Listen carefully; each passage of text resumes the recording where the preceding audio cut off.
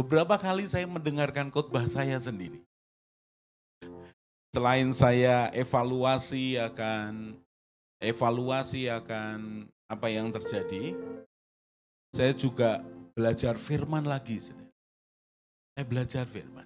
Saya bersyukur dengan tugas dari Tuhan untuk membuat renungan buat jemaat setiap hari. Saya bersyukur. Kenapa? Karena itu seperti pendalaman yang semakin hari semakin dalam. Pendalaman Alkitab, pendalaman karakter Tuhan yang buat saya semakin hari semakin dalam. Beberapa tokoh yang tadinya lewat begitu saja karena saya merasa saya sudah tahu, saya tahulah ceritanya. Tapi ternyata setiap pribadi yang mau mencari Tuhan, itu bisa disingkapkan satu demi satu bagian yang saya bilang, Tuhan luar biasa. Luar biasa. Minggu ini saya sedang menyiapkan tentang bagaimana Tuhan berbicara kepada hamba-hambanya. Dan nanti muncul tokoh demi tokoh. Saya rekaman di sini, di bawah sini, di depan saya meja. Saya belum punya tempat rekaman yang cukup memadai. Saya mau buat kantor saya di rumah, ruang kerja saya di rumah jadi studio, saudara. Saya mau pasangi kain, AC saya akan pasang lagi. Sebelumnya saya lepas karena beban listrik rumah terlalu mepet. Saya mau rekaman di rumah. Saya rekaman harus di sini. Kenapa? Karena di sini menolong. Walaupun kalau ada tukang itu, kalau saudara dengarkan renungan tuh ada suara gini. Duk, duk. Itu bukan saya batuk. Itu tukang lagi mukul sesuatu di atas. Jadi ya sudah. Itu maksimal yang kita bisa lakukan, saya bisa lakukan. Prosesnya begini, saudara. Proses perenungan ya, saya cerita kepada saudara. Karena ini sebenarnya proses yang sama yang mesti dijalani oleh setiap orang percaya yang mencari Tuhan. Jadi saya berdoa, saya merenung tema utama 1 bulan, 4 minggu. Kemudian setelah itu saya cari ayat mingguan. Saya cari dari banyak catatan saya atau apa, saya cari ayat mingguan. Kalau sudah perhatikan, setiap minggu ayat yang disebut di awal itu berbeda.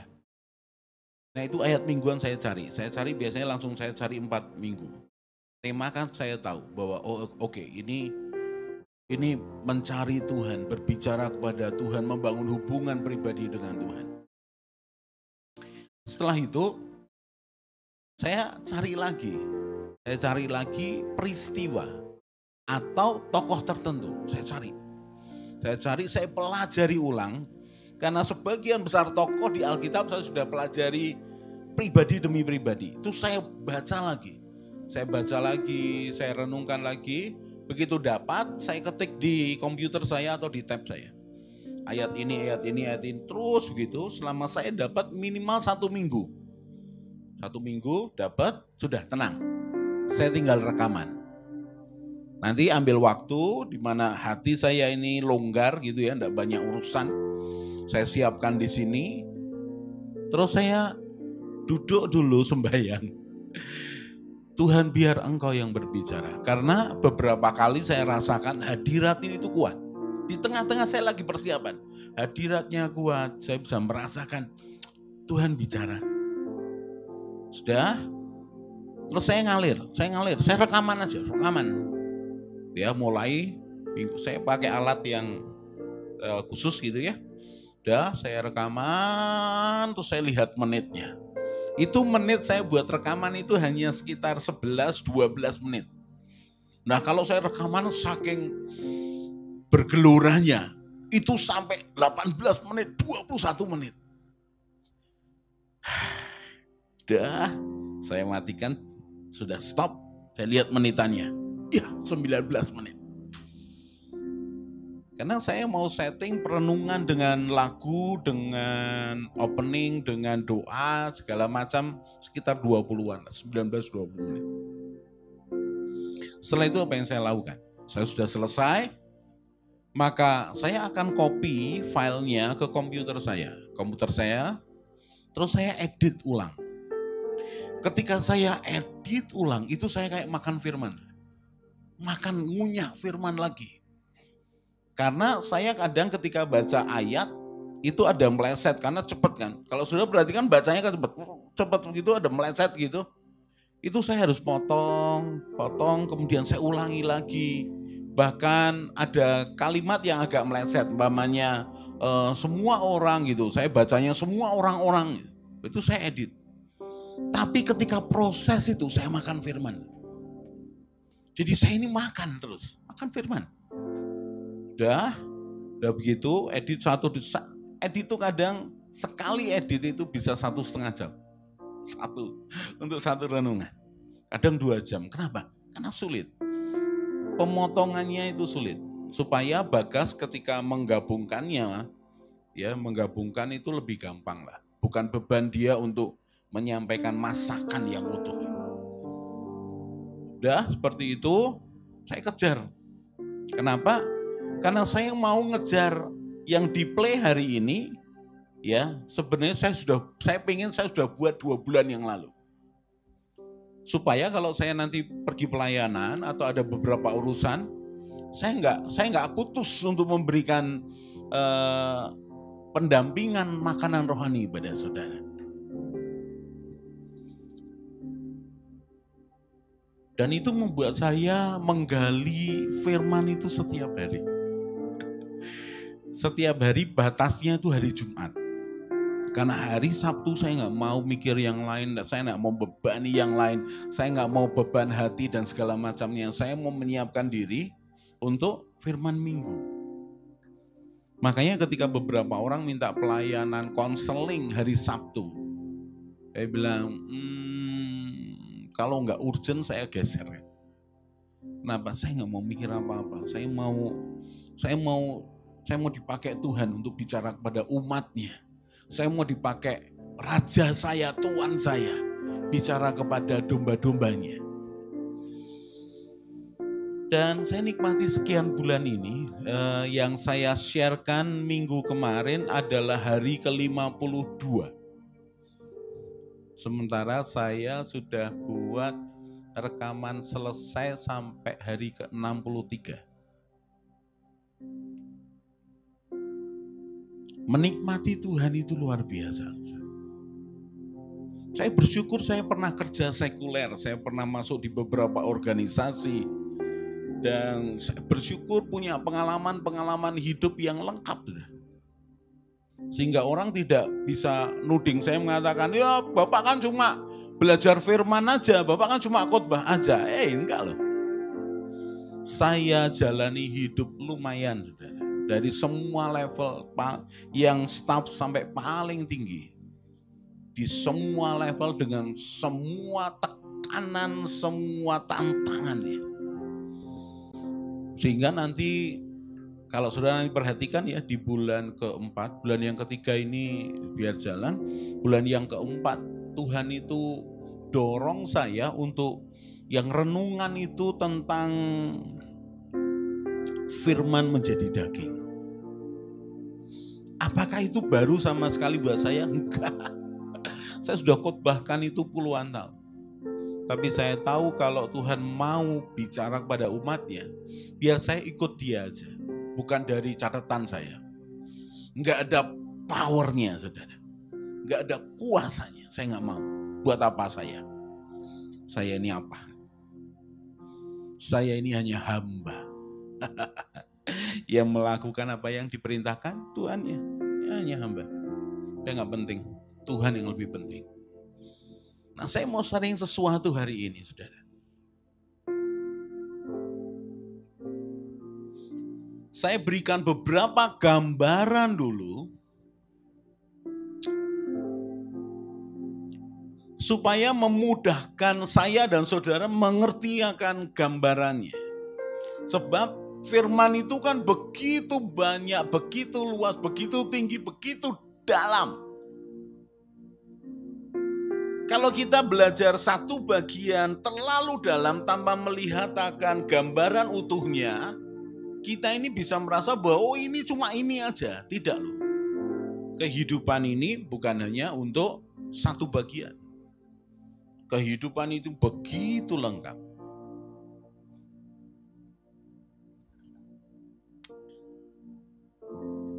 Saya berikan gambaran, sudah tangkap dulu. Saya beri judul khotbah hari ini adalah pakai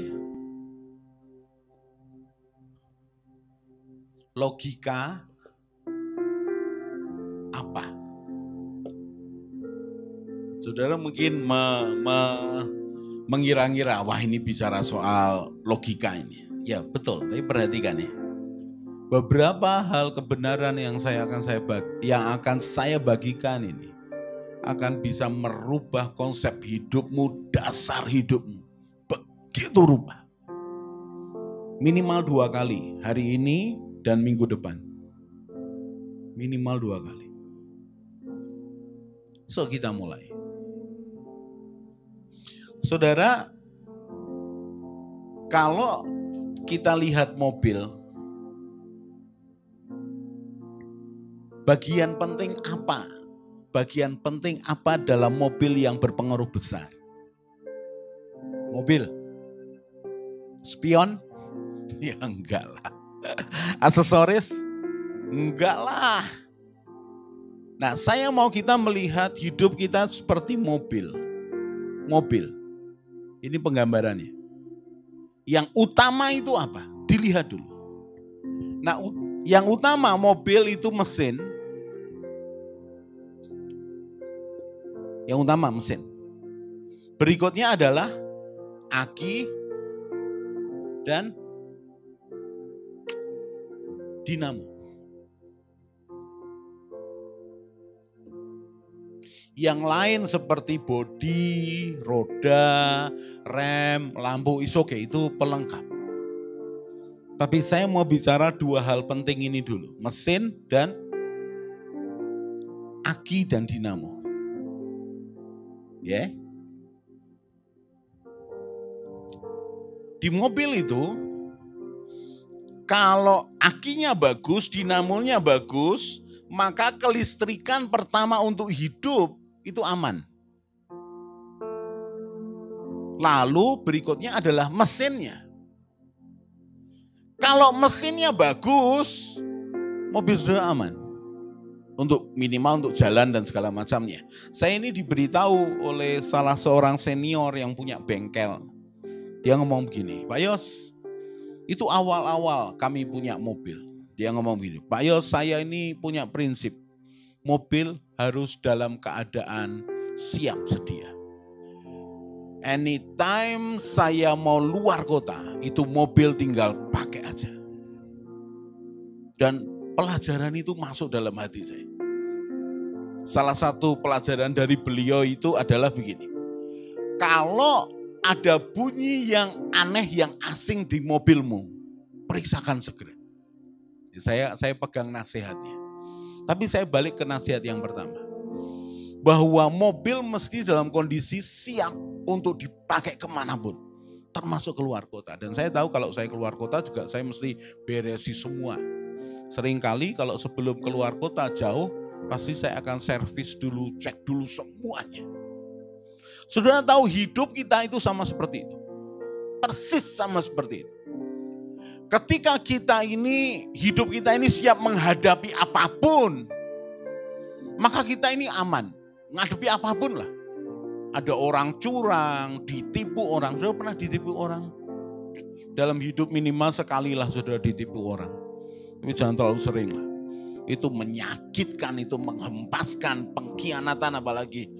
Mengerikan sudah. Tapi sesekali sudahlah. Nah ketika kita menghadapi kesulitan kehidupan, itu seperti perjalanan mobil keluar kota.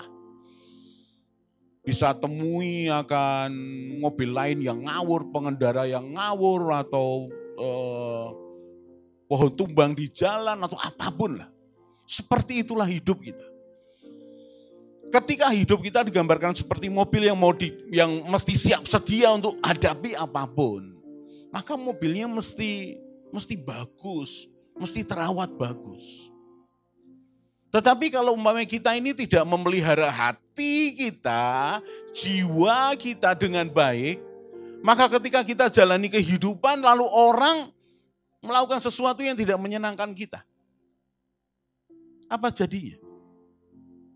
Hati kita jengkel, emosi kita ini terpancing, terluka, marah, ngamuk. Itu seperti mesinnya rewel. Mesinnya nggak bisa lancar. Jadi kalau kehidupan digambarkan seperti mobil itu seperti itu. Nah, mesin itu saya berikan gambaran, mesin ini jiwa kita.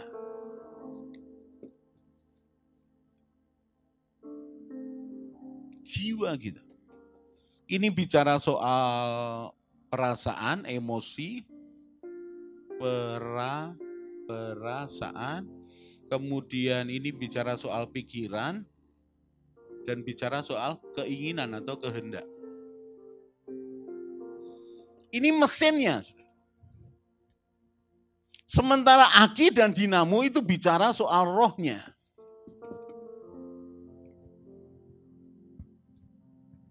Kalau menghidupkan mobil, ya kalau saudara nggak terlalu memperhatikan ya nggak ada masalah. Kunci kontak saudara masukkan, kemudian mulai on kan.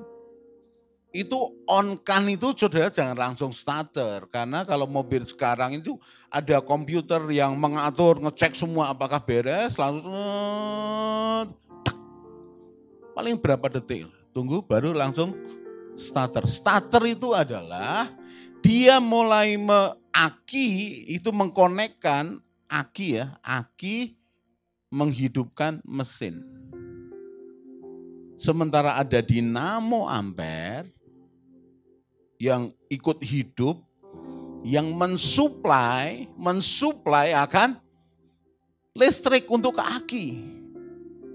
Dan itu terus menerus. Saudara masih ingat ketika saya sharing khotbah dengan judul Tak Pernah Putus. Masih ingat?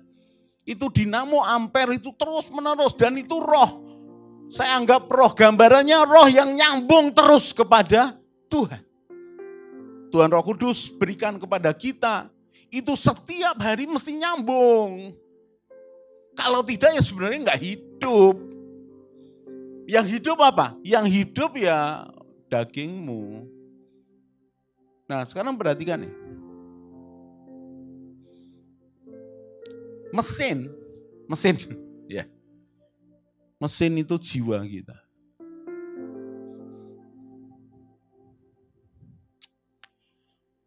Setiap orang yang mencari Tuhan, ngalami Tuhan, mau diajar, mau belajar,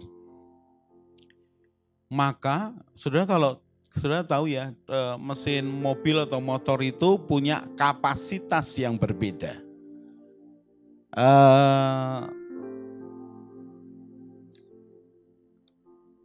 Motor tuh paling rendah berapa cc sekarang? 100. Dulu tuh kecil, 50, 70, 90. Sekarang rata-rata 100 cc. Terus lebih lagi 125, 150, 200, 250. Semakin besar kapasitasnya cc-nya, motor ini semakin kencang larinya, ngerti ya? Semakin kuat tahan, karena kalau cc kecil saudara jalankan terus Semarang Jakarta gitu, nggak sampai Jakarta ambiar saudara, di Kempot ambiar.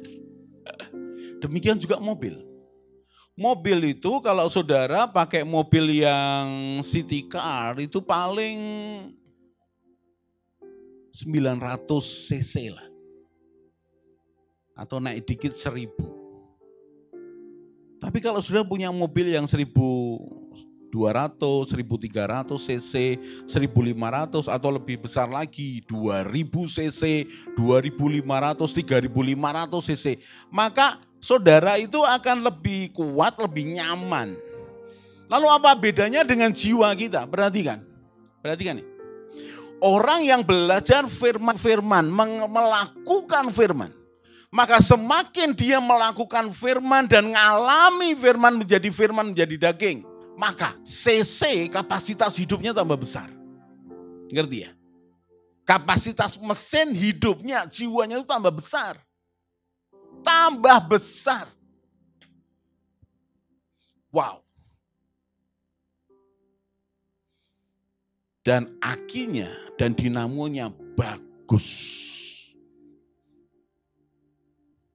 Saudara tahu kalau servis aki atau dinamo atau saudara kasih air, itu salah satunya seperti ketika saudara retreat mencari Tuhan pribadi. Itu seperti dicas kembali. Saudara tahu bahwa ketika saudara bertobat, nangis-nangis di hadapan Tuhan, tinggalkan dosa saudara, itu seperti perbaikan aki dan dinamo hidupmu. Repotnya orang beranggapan aki dinamo beres, mesin pasti beres. Belum tentu rohnya beres, nyambung ke Tuhan. Jiwanya itu loh belum tentu beres. Karena itu berubahlah oleh pembaharuan budi. Ternyata orang yang mengalami perubahan jiwa karena kebenaran, maka pertimbangannya dan keputusannya akan tepat di setiap situasi. Itu kebijaksanaan. Itu bijaksana. Nah, sekarang lihat Daniel pasal yang ke-12 ayat yang ketiga.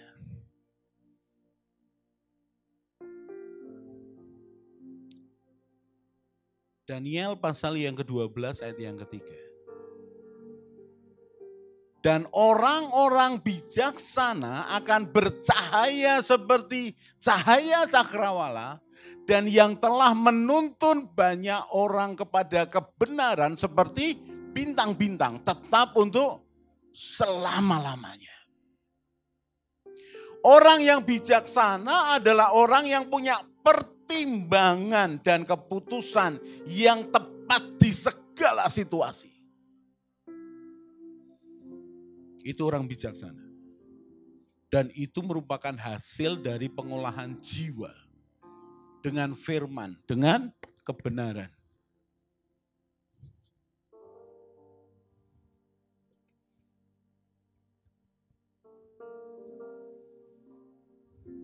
Kalau tidak dengan kebenaran bagaimana Pak? Kan saya juga bisa ketemu sama orang lain, belajar dari pengalaman-pengalaman orang lain. Iya betul, bisa aja. Problemnya kalau tidak ada campur firman kebenaran, itu tidak pada titik yang proporsional mesinmu itu dipakai. Itu seperti mesin dengan fuel BBM bensin kau berikan solar, atau yang solar kau berikan bensin, atau kamu kasih air. Bisa jalan enggak? Ya bisa jalan sedikit, setelah itu rusak semua. Nah jiwa kita itu ciptaan Tuhan, dia butuh kebenaran. Ketika kebenaran itu menyentuh jiwa kita, lalu perhatikan kata pertimbangan di sini tidak bisa dilepaskan dari kemampuan mengelola. Saya terus di sini aja. Mengelola. Jadi jiwa kita ini mesti yang mengelola, menimbang. Lah anak kecil tuh punya pertimbangan enggak? Punya. Apa? Sakar PDW. Yang penting saya senang. Kan gitu. Nah itu kalau anak kecil. Lah kalau wis tua kayak begitu, artinya mesinnya kecil. Tidak mesin yang besar. Tidak bisa menghadapi kehidupan. Sudah tahu, kita sebagai orang tua punya anak-anak kita ini, kita harus membekali mereka supaya mereka punya keterampilan untuk mengelola apapun yang mereka dengar, apa yang mereka lihat, apa yang mereka terima dengan kebenaran, melatihnya menjadi kenyataan dan berguna buat mereka. Itu tugas saya dan saudara sebagai orang tua. Jangan hanya mengatakan, yang penting saya berikan mereka uang. Apa yang dibutuhkan itu materi. Balik lagi. Manusia itu ada rohnya, ada jiwanya. Saudara sentuh materi itu bicara soal kebutuhan daging, fisik tubuh. Please sentuh yang ini, roh dan jiwa. Orang yang punya pertimbangan dan keputusan yang tepat pada waktu tertentu yang dibutuhkan, itu bijaksana. Nah sekarang pertanyaannya, yang di rumah perhatikan pertanyaannya, apakah saya ini orang yang bijaksana? Apakah saya ini orang tua yang bijaksana? Ketika anak saya membutuhkan saya,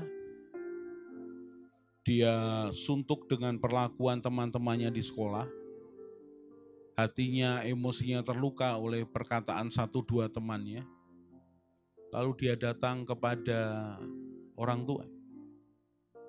Maka orang tua yang bijaksana akan punya pertimbangan dan keputusan yang tepat. Lihat wajah anaknya, dia mengelola dalam hatinya, memasak dalam tanda petik ya, mengelola itu kayak masak dalam hatinya.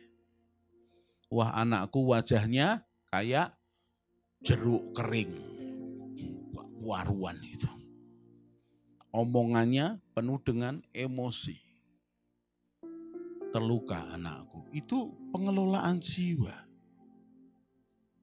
Lalu tanya, ada apa nak? Sementara saudara, perhatikan ya, sementara saudara mungkin ada beberapa hal yang penting yang harus dilakukan. Tapi prioritas hidupmu adalah anakmu. Tugasmu sebagai orang tua kan engkau ketemu anakmu. Engkau sisihkan dulu. Dan engkau tanya, ada apa nak? Itu orang tua yang bijaksana. Punya pertimbangan dan keputusan yang tepat. Dan itu hanya orang-orang yang mencari kebenaran yang bisa melakukannya. Pak, kalau orang tua tidak tepat melakukannya, oh dia biasanya punya banyak alasan. Oh papa sibuk, apalah, papa lagi inilah, kamu nanti aja pikirin sendiri.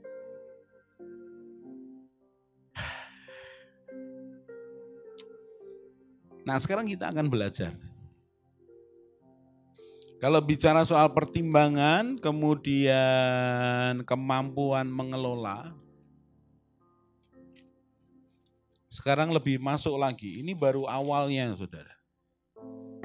Hampir 25 menit saya bicara awal. Saya ulangi di sini ya.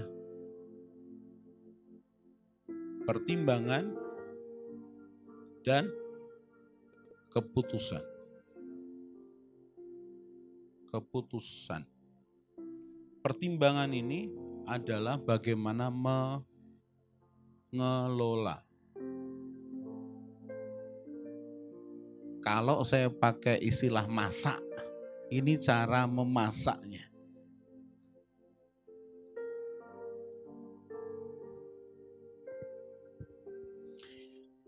Saudara, buat beberapa kita yang ahli masak nih, saya ketemu dengan beberapa orang yang ahli masak. Ternyata pisau itu tuh beda-beda, saudara. Kalau buat saya peso ya peso gitu. Ternyata beda. Yang motong sayur, motong daging, ya, kemudian misalkan daging sama tulang, terus motong yang lebih berat lagi, pesonya beda-beda.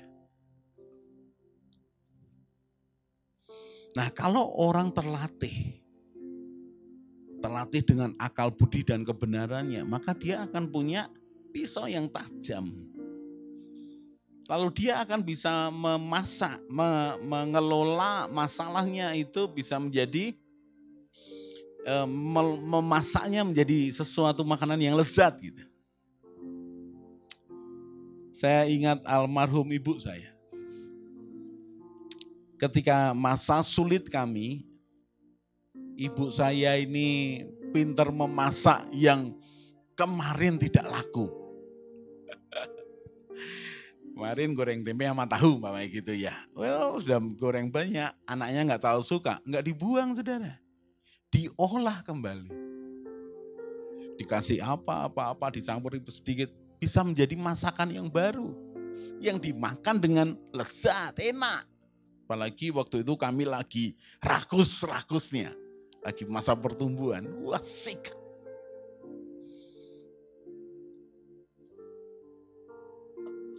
Dan ada satu, saya masih ingat nih, saya ngomong soal masakannya.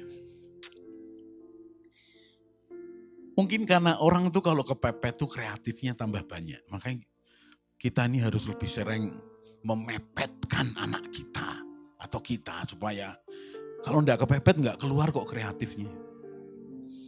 Saya masih ingat ya, hari kemarin itu masak ikan. Dan biasanya kepalanya itu kan enggak dimakan nih.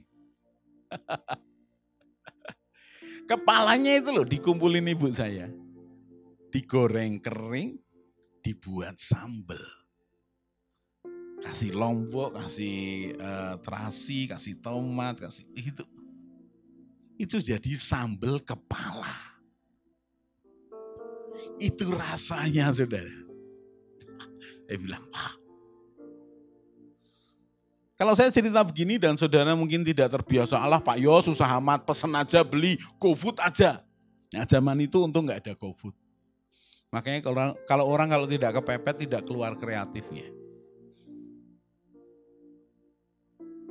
Kalau saya dan saudara, mesinnya, jiwanya sehat, apapun yang terjadi, saudara bisa kelola menjadi kebaikan buat saudara. Tapi kalau mesinmu buruk, sesuatu yang baik pun saudara akan kelola dengan jelek. Paham? Dan itu menyedihkan kalau ngaku lahir baru, ngaku Kristen sudah puluhan tahun, apalagi ngaku pelayan. Wah itu berat saudara. Kalau engkau ngalami Tuhan, jiwamu pasti baik. Jiwamu pasti baik-baik saja. Jadi kita ini bukan kekristenan yang textbook lah. Ya, oh Kristen tuh harus begini, harus no. Kita ini kekristenan yang live, yang hidup, yang berubah, yang bertumbuh. Saudara, saya lihat catatan saya. Nah, kita akan lihat ya. Pakai logika apa? Artinya beginilah. Sesuatu masalah itu masuk, itu pakai logika apa? Pakai proses apa? Itu pilihan kita. Karena ternyata di prosesnya itu berpengaruh besar. Prosesnya berpengaruh besar.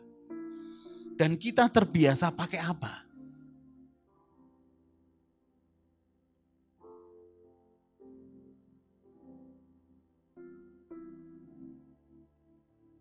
Galatia 5 ayat 16 sampai 21. Galatia 5 ayat 16 sampai 21. Maksudku ialah hiduplah oleh roh. Maka kamu tidak akan menuruti keinginan daging. Coba lagi lanjut. Sebab keinginan daging berlawanan dengan nah kayak begini loh saudara. Kalau baca Alkitab ke susu pas rekaman tuh melekotot kayak begini. Kenapa? Karena saya memampatkan waktunya. Sebab keinginan daging berlawanan dengan keinginan roh dan keinginan roh berlawanan dengan keinginan daging. Karena keduanya bertentangan sehingga kamu setiap kali tidak melakukan apa yang kamu kehendaki. 18. Akan tetapi jikalau kamu memberi dirimu dipimpin oleh roh, maka kamu tidak hidup di bawah hukum Taurat. 19.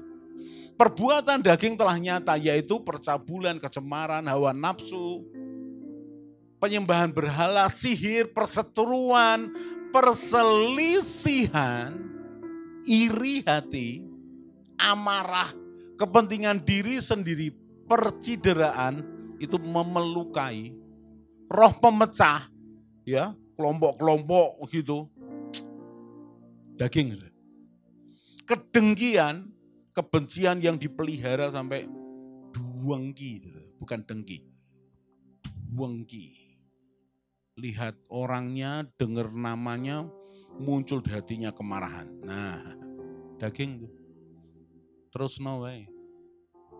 Maka engkau akan penuh dengan kedagingan. Banyak kedagingan tuh abot, saudara. Lari berat. Balik lagi, kemabuan, pesta pora dan sebagainya.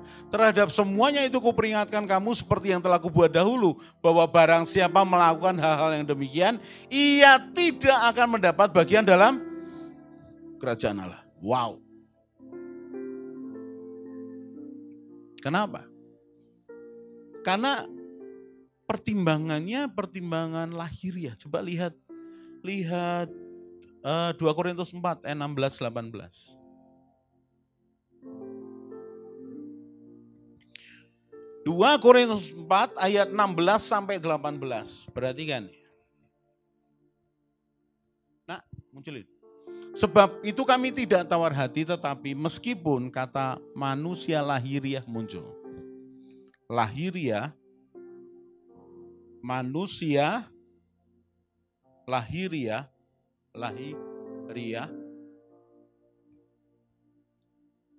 Manusia lahiriah kami semakin merosot, namun manusia batiniah kami dibaharui dari sehari ke sehari. Ada manusia batiniah. Ingat ya, tadi saya ceritakan bagaimana jiwa kita ketika mengalami perbaharuan, diperbaharui dari hari ke hari, maka kapasitasnya, cc-nya semakin besar.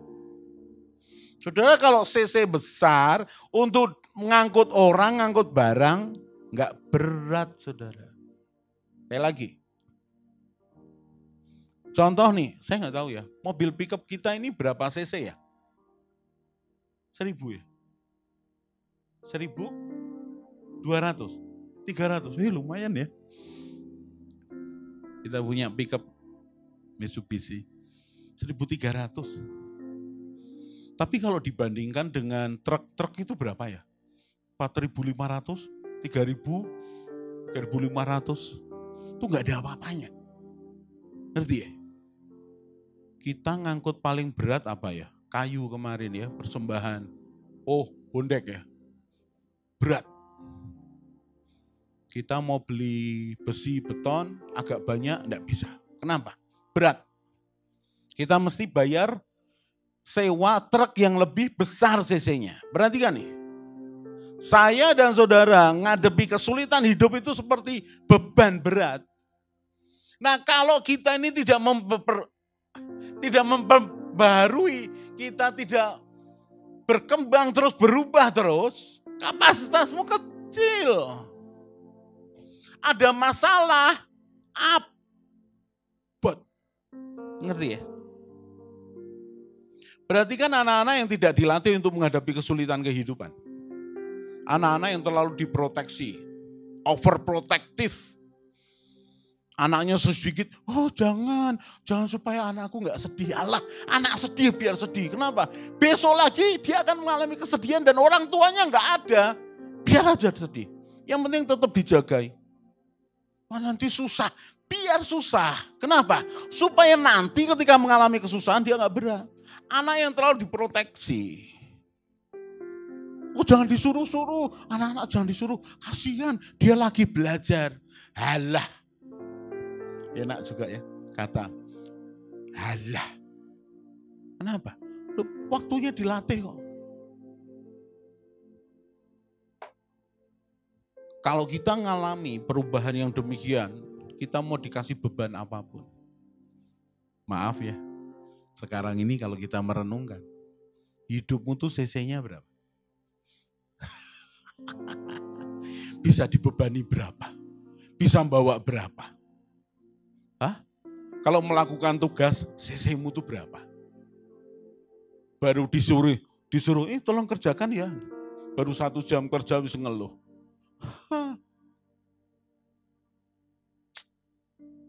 harus dilatih. Saya berharap saya dan saudara itu mau dilatih Tuhan. Kapasitasnya besar. Kasih beban kayak apapun, perhatikan ya. Kepercayaan seperti apapun, kita bilang, yes sir. Mampukan aku, latih aku. Artinya apa? Kita punya yang namanya daya kelola. Yang kuat, yang bagus.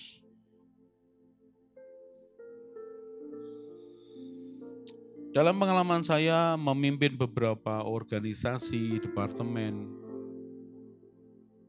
ngurusi perusahaan. Saya punya beberapa orang yang saya bisa percaya, saya bisa percaya. Saya tahu kapasitasnya besar. Beberapa hal penting saya berikan, tolong kerjakan ini ya. Dan biasanya kalau saya punya anak buah yang baru, saya tidak akan langsung beri beban yang berat. Saya kasih dulu sedikit kecil. Begitu kasih kecil bisa saya tambahi lagi, sampai saya tahu kekuatannya seberapa. Dan seberapa dia loyal, seberapa dia bisa bekerja sama saya.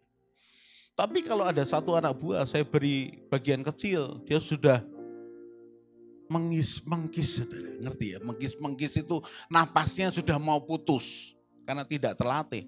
Saya tidak akan beri beban lebih berat. Udah kamu di sisi ini aja ya. Kemuliaannya memang beda. Dan dalam hati saya, kalau kamu semudah itu tidak mengembangkan diri, itu akan berat hadapi kehidupan. Sekali lagi, mari perbesar kapasitas CC jiwa kita dan roh kita. Supaya apapun yang Tuhan percayakan, kita bisa kerjakan.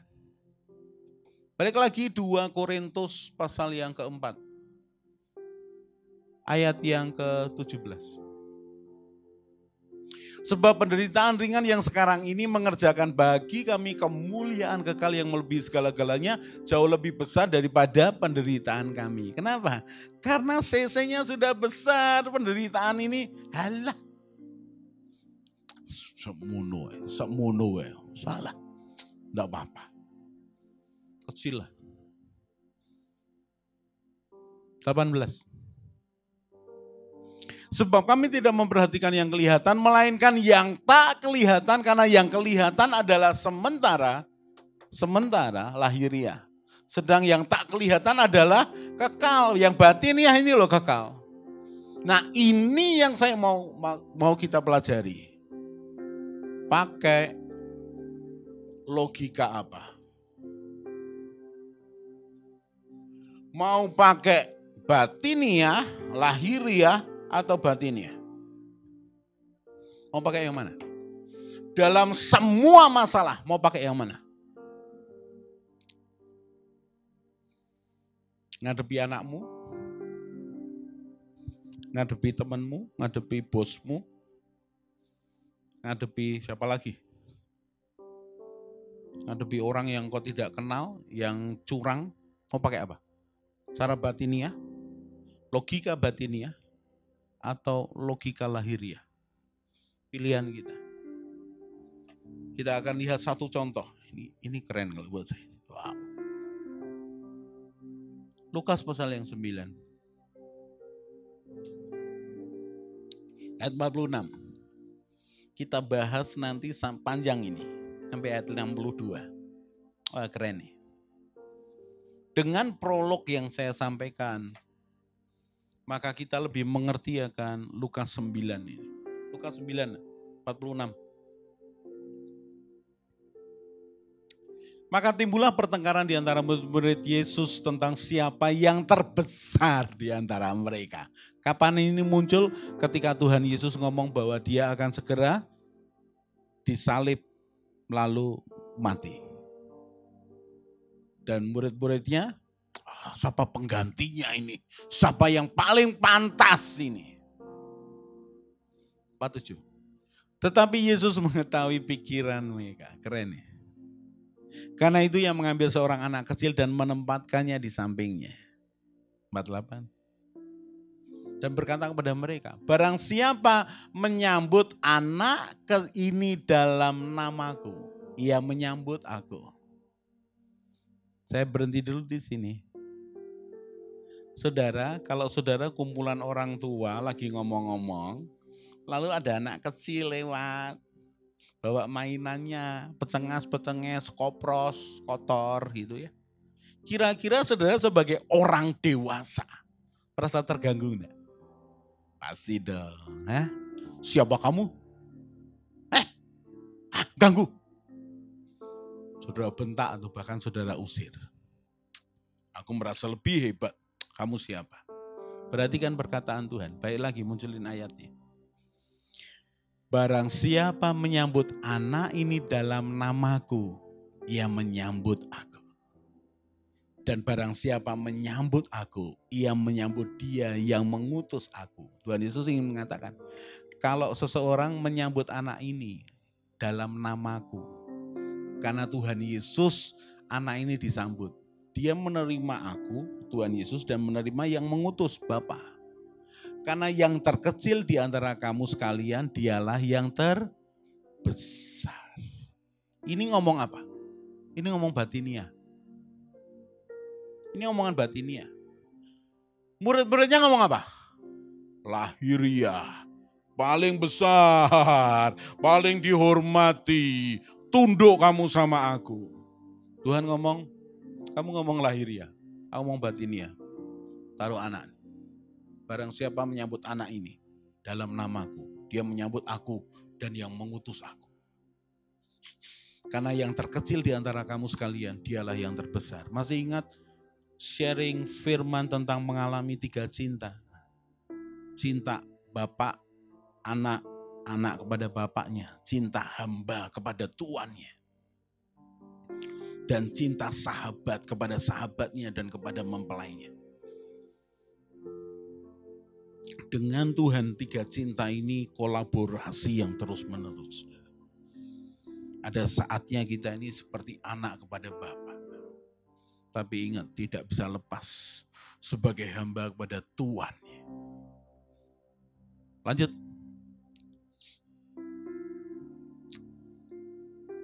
Ayat 9. Yohanes berkata, perhatikan, Guru, kami lihat seorang mengusir setan demi namamu. Lalu kami cegah orang itu karena ia bukan pengikut kita. Ini yang ngomong Yohanes loh. Kami lihat, kami lihat seorang mengusir setan demi namamu. Lalu kami cegah orang itu. Kenapa? Karena ia bukan pengikut kita. Jadi Yohanes begitu bangga dengan ini loh. Ini gengnya Yesus.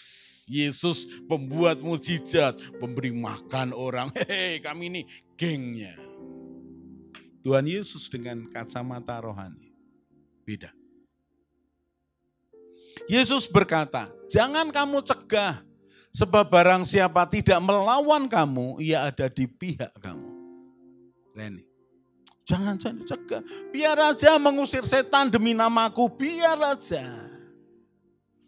Saudara, pertimbangan-pertimbangan begini perlu buat saya dan saudara. Saudara ke gereja, sekali lagi ya, hargai lembaga gereja. Tolong sisihkan dulu ayatnya. Saudara hargai gereja sebagai tubuh Tuhan, sebagai kehendak Tuhan. Di dalamnya ada banyak intrik-intrik, ada banyak kepentingan bermain, kepentingan hamba Tuhannya, kepentingan keluarganya, kepentingan pelayannya, kepentingan aktivisnya, kepentingan jemaatnya, ada main di situ. Tapi gereja tetap gereja. Ketika manusia menyalahgunakan tugasnya, wewenangnya, ingat bahwa itu manusianya, gerejanya enggak salah. Makanya saya sedih ketika orang mengatakan, ora gereja-gerejonan. Kamu enggak ngerti. Gereja ini tubuh Tuhan. Dan oknumnya banyak. Ketika pertama kali melayani Tuhan, saya ini belajar tentang gereja lebih dalam. 24 tahun yang lalu. Sebelumnya sejak muda saya pelayanan di gereja, tapi karena bukan full time, jadi tidak bisa mengerti lebih dalam lagi. Dari situ saya bisa melihat bahwa gereja seperti perusahaan, tapi bukan perusahaan. Bukan. Jadi jangan coba kelola gereja dengan cara perusahaan. Kenapa? Karena dia seperti perusahaan, tapi bukan perusahaan. Bisakah dikelola secara ke perusahaan? Bisa aja. Orang gereja itu kalau tanpa Tuhan Roh Kudus tetap bisa jalan.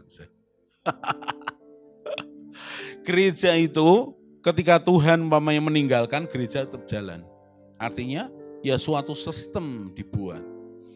Manusia yang melakukannya. Jadi kalau saudara kecewa, please jangan kecewa dengan gereja, hargai gereja. Saya ini belajar tentang gereja setelah menjadi hamba Tuhan lebih dalam. Saya dulu bingung dengan begitu banyak gereja pecah-pecah segala macam. Atau gereja yang meninggikan diri, merasa dirinya hebat. Atau gereja yang rendah diri karena kecil sedikit. Gereja yang membiarkan Tuhan Roh Kudus bekerja seluas-luasnya. Gereja yang membiarkan akan orang-orangnya bekerja seluas-luasnya. Tuhan dikasih sekecil-kecilnya. Tapi itu gereja. Dan Tuhan ajar saya, gereja tetap gereja. Jangan salahkan gereja. Ada oknum, ada yang salah. Jadi ketika saya mengetahui bahwa gereja ini dengan bahasa tertentu, bahasa daerah, memang untuk kelompok tertentu. Lalu gereja A yang menurut orang lain mengatakan ini gereja kuno dan segala macam. Ingat loh, tidak semua orang tuh modern kayak saudara. Canggih kayak saudara. Karena pasti gereja ini dipakai Tuhan yang kepala untuk melayani orang-orang yang seperti itu. Yang saudara sebut kuno. Atau gereja yang anak muda, ya sudah panggilannya memang begitu. Hargai itu sebagai bagian dari tubuh Kristus. Jangan merasa hebat dengan gerejamu. Saya katakan tidak ada yang hebat, tidak ada yang penting di sini. Kecuali siapa? Yesus Kristus Tuhan. Hanya Dia. Siapapun yang di sini, siapapun yang terlibat. Tidak bisa mengalahkan bahwa hanya Tuhan yang penting. Okay? Jadi kalau kita ini punya pemikiran logika batiniah, kita akan respon dengan benar. Nah sekarang balik lagi ke ayat tadi. Jangan kamu cegah sebab barang siapa tidak melawan kamu, ia ada di pihak kamu. Ketika hampir genap waktunya Yesus diangkat ke surga, ia mengarahkan pandangannya untuk pergi ke Yerusalem. Dan ia mengirim beberapa utusan mendahului dia, mereka itu pergi, lalu masuk ke suatu desa orang Samaria untuk mempersiapkan segala sesuatu baginya. Berarti kan orang Yahudi tidak bergaul dengan orang Samaria. Orang Samaria tidak mau bergaul dengan orang Yahudi. Dan ada namanya daerah Samaria. Lanjut. Tetapi orang-orang Samaria itu tidak mau menerima dia karena perjalanannya menuju Yerusalem. Ini ada orang-orang begini, kelompok sopo gitu. Aduh please jangan. Saudara tahu kita ini sejak 1 September 2019 sudah menjadi gereja yang dewasa, yang mandiri. Saya mengalami gereja sebelumnya dengan pemimpin founder, pemimpin yang sesungguhnya itu saya membangun dengan beliau, dengan tim besar. Dan saya mau tetap menghargai. Saya mau tetap menghargai. Gereja lama saya dengan visinya, dengan pemimpinnya, dengan semua aktivisnya. Saya mau menghargai, saya tidak mau membicarakannya. Mari sama-sama bekerja untuk kerajaan Tuhan. Jadi kalau ada orang lain menjelek-jelekan apa itu, saya bilang, siapa kita? Karena setiap gereja punya panggilan khusus untuk melayani domba-domba yang khusus. Biar aja. Doakan aja.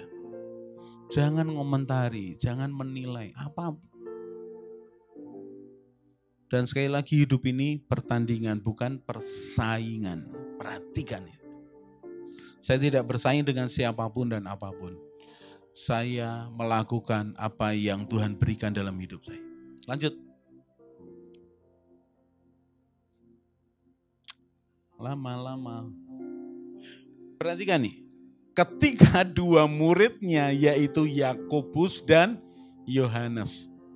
Yakobus dan Yohanes ini saudara. Anaknya siapa? Zebedeus. Masih ingat ketika ibu mereka dengan Yohanes dan Yakobus datang ke Tuhan Yesus minta apa? Minta posisi. Pikiran apa? Pikiran lahiriah. Pikiran duniawi. Ketika dua muridnya yaitu Yohanes dan Yakobus melihat hal itu, mereka berkata, perhatikan nih. Tuhan, wah ini senang ini. Karena sangar, saudara. Apakah engkau mau supaya kami menyuruh api turun dari langit untuk membinasakan mereka? Maaf saudara, saya pakai istilah semarangan ya, sangar. Kenapa? Loh, ini perhatikan nih, lihat kalimatnya. Tuhan, apakah engkau mau kami menyuruh api dari langit membinasakan mereka? Kenapa? Oh ini kelompok kita. Kelompok kita. Gengnya Yesus yang hebat. Mereka menghina kita. Tuhan, maukah engkau supaya kami suruh api dari langit? Saudara, perhatikan respon kita ketika menghadapi orang-orang yang tidak suka. Orang-orang yang berkomentar. Responmu apa? Saya beri contoh apa yang saya alami lah. Yang sederhana aja. Suatu kali saya mendengar bahwa gereja kita ini ya, kegiatan di tempat ini disorot beberapa orang. Mengapa ya? Karena kok tambah banyak orang. Ada dua pilihan saya mau respon lahiriah atau respon batiniah. Respon lahiriah gimana? Sopo wonge? Sopo wonge? Parani we, datangi aja. Omongi. Dengan bangga kita punya segala sesuatu, pengaruh-pengaruh teman-teman. Tapi saya nggak pilih itu. Saya komentar saya begini. Saya pengen tahu orangnya. Untuk apa? Kita doakan aja, terima Tuhan. Simple, terima Tuhan. Contoh lain lagi nih. Kita ini kan lagi bangun ya, 3 lantai. Ingat ya, 3 lantai. Jangan tambahi 3 lantai aja. Kita kan lagi bangun sehingga tetangga sebelah bagaimanapun kan ya kena kotoran, kena apa. Ada yang merespon dengan baik. Ya, tetangga belakang ini merespon dengan baik. Kalau dijatuhi, kena jatuh apa itu aduan gitu. Hati-hati. Tapi enggak marah, hati-hati. Nek iso sing akeh tibake semen sak rongsak gitu. Dia guyon gitu, it's okay. Tapi ada tetangga lain yang marah. Saudara ketika marah begitu.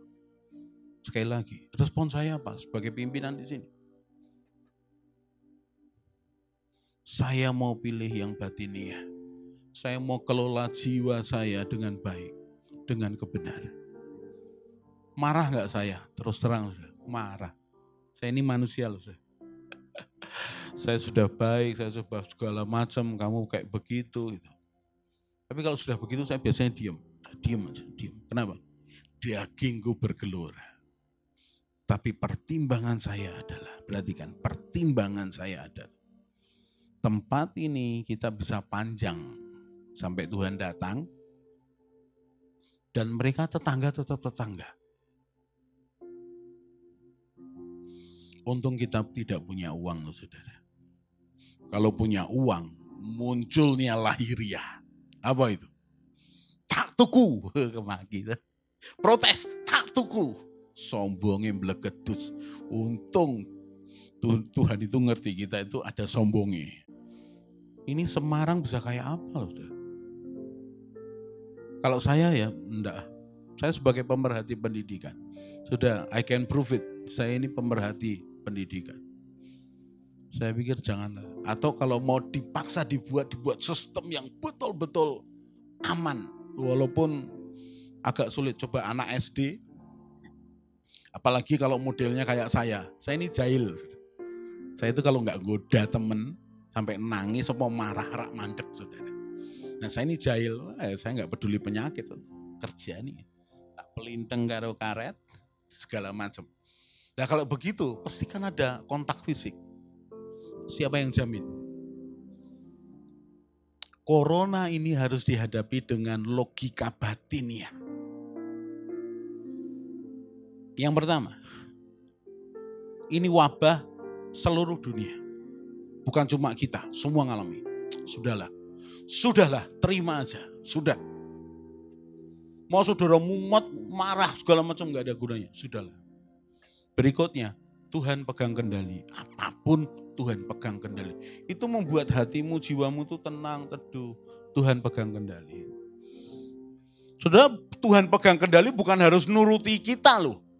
Nuruti bahwa wah enggak akan sehat. Kayak Avengers. Saya paling suka, salah satu ya yang saya suka, Thor saudara.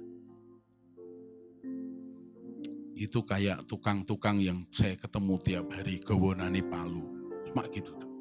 Cuma palune kan palu khusus. Tidak ada yang bisa mengalahkan Thor. Saudara kalau punya anak mungkin kasih nama Thor kalau laki ya. Kalau perempuan Tir gitu ya. Malah Tir. Lagi. Merasa bahwa wah hebat aku bisa enggak loh. Dalam kendali Tuhan artinya saudara tetap harus waspada, jaga jarak semuanya. Tapi ada selubung yang orang tidak tahu itu memproteksi gitu. Loh, saya ini lebih ribet, lebih cerewet terhadap diri saya sendiri. Habis pergi gitu ya, kayak kemarin habis layat gitu ya. Itu total masuk kamar mandi enggak nyentuh apa-apa. Ambil semua, bersihkan pakai sabun. Saya pakai yang baru, udah segar. Kemana-mana sekarang ya harus cuci tangan. Tuhan pegang kendali tapi saya tetap memelihara. Paham? Pakai yang batinia saudara.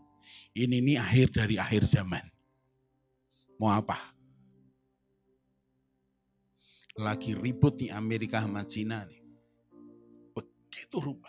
Lagi ribut nih di Timur Tengah nih. Lagi ribut di beberapa negara Timur Tengah. Tetap saya awasi. Lagi heboh nih katanya gunung-gunung yang tidak aktif akan aktif lagi. Kita kan rodok deg-degan karena ada gunung Ungaran dekat kita. Itu kan gunung yang tidak aktif. Tapi kan ada air panas belerangnya. Jadi di dalamnya kan ada. Ya tak? Mau didoakan supaya gunungnya aktif? Saya enggak mau. Walaupun kita ini punya gardu pandang yang enak lihat di situ, tapi janganlah. Kita mau baik-baik aja dalam lindungan Tuhan. Lanjut lagi yang tadi. Kita mau selesai.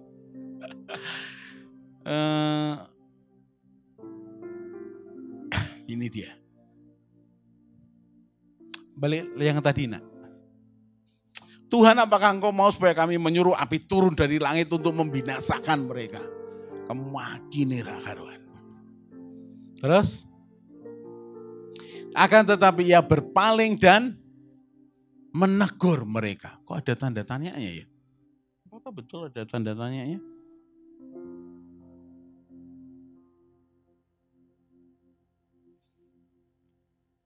Ojo nambahi Alkitab ya.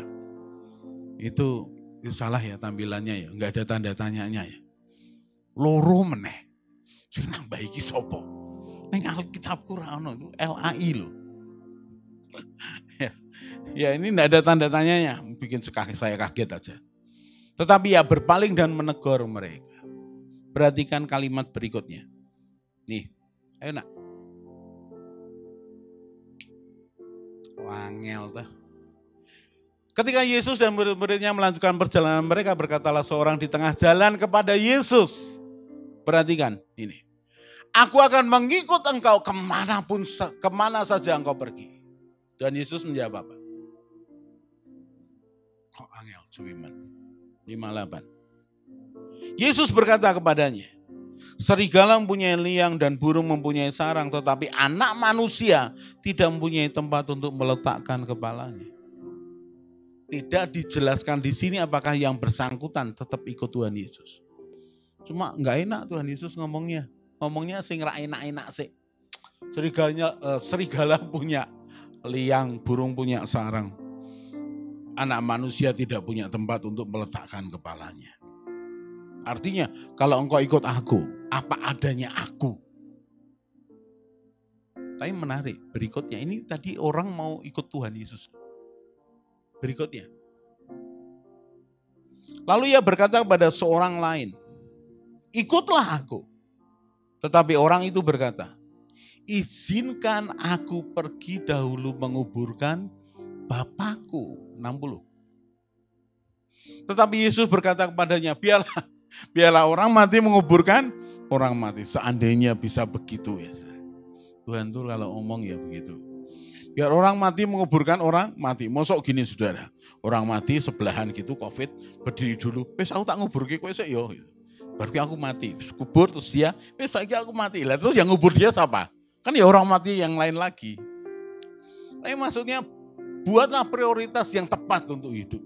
Tetapi engkau pergilah dan beritakanlah kerajaan Allah di mana-mana. Lanjut lagi. Dan seorang lain lagi berkata, aku akan mengikut engkau Tuhan, tetapi izinkan aku pamitan dulu dengan keluargaku. 62. Tetapi Yesus berkata, setiap orang yang siap untuk membajak tetapi menoleh ke belakang, tidak layak untuk kerajaan Allah. Perhatikan bagian ini. Dengan cara pandang lahiriah dan batiniah. Ada satu orang tuh ngomong ke Tuhan, Tuhan aku mau mengikut engkau, kemana engkau pergi. Dan Tuhan ngomong, serigala punya liang, burung punya sarang, aku enggak punya. Tapi berikutnya Tuhan yang ngomong loh, ikut aku.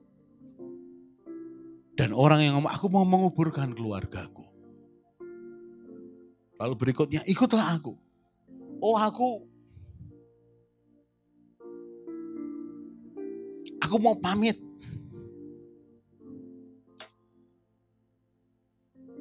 Barang siapa mau mengikut, ayat 62, munculkan ayat 62. Setiap orang yang siap untuk membajak tetapi menoleh ke belakang, tidak layak untuk kerajaan Allah. Saudaraku, kalau ini dipandang dengan pengertian lahiriah, maka sakit hati dan sakit hati. Orang mati menguburkan orang mati. Orang untuk pamit karo keluarga nih.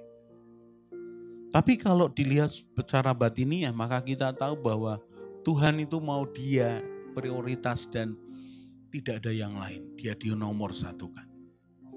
Dan yang menarik, orang yang mau mengikut dia ngomong, ini loh kenyataan itu gak enak loh. Dan saya percaya orang itu tetap mengikut Tuhan Yesus. Tapi ketika ada orang-orang yang dipanggil, ikutlah aku. Oh aku harus nguburkan, aku harus apa. Jangan-jangan ini berbicara kepada saya dan saudara tentang tawaran Tuhan untuk melayani dia, untuk melakukan sesuatu. Kamu lakukan ini. Dan kemudian yang bersangkutan banyak alasan. Aku harus ini dulu, aku harus ini dulu, aku harus ini dulu. Beberapa orang saya ketemu ketika dia tahu kita lagi membangun begini. Dia ngomong, wah Pak Yos, seandainya aku diberkati, tak tukok ke kabeh. Saya cuma senyum. Kenapa? Wah, gue ngerti ketemu orang beberapa begitu. Dan biasanya orang metu apa-apa. Tapi orang-orang yang mau melayani Tuhan dengan apa adanya. Seberapa? Sebagai ikatan hati. Saya tahu Tuhan punya hitung-hitungan dengan dia. Mau pakai logika apa? Batiniah atau lahiriah? Setiap kejadian responi dengan yang batiniah. Supaya apa? Saya balik lagi. Supaya mesinmu itu kapasitasnya diperbaharui tambah besar. Supaya keputusan dengan tepat mengikut Tuhan. Saudara, kita mesti punya logika-logika batin ya. Yang tadi kalau tak balas bisa. Tapi lebih baik tak doakanlah. Tak doakan. Buat apa? Dan mari kita kembangkan hal ini. Pengalaman dengan Tuhan dan logika. Mari kita berdoa. Tuhan Yesus, terima kasih untuk firman-Mu. Terima kasih untuk firman.